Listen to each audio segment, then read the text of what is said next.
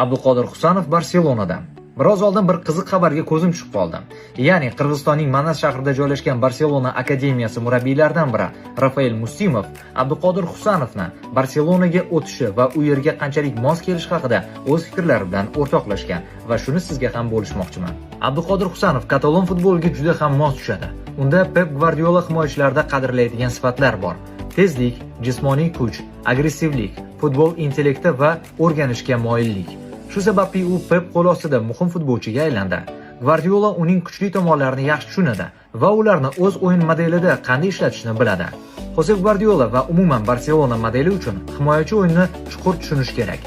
Hujum rivojlanishini oldindan ko'ra bilishi, to'g'ri pozitsiya tanlash va bosim ostida qaror qabul qilishi muhim. Agar Pep Abduqodir Husanovni aqlli va tez o'rganadigan futbolchi desa, demak u unda o'z tizimiga moslab rivojlantirish mumkin bo'lgan o'yinchini ko'ryapti. Shunday ekan Abduqodir Kataloniya klubiga ham bemalol moslasha olgan bo'lardi. Barselona akademiyasi murabbiylaridan biri Rafael Muslimov aynan mana shu fikrlarni Abduqodir Husanov haqida aytib o'tgan. Manchester City osonlikcha Abduqodir Husanovni qo'yib yubormasligi aniq. Lekin shunchaki tasavvur qilib ko'raylik. Abduqodir Barselonada. U sizningcha jamoaga mos kelgan bo'larmidi?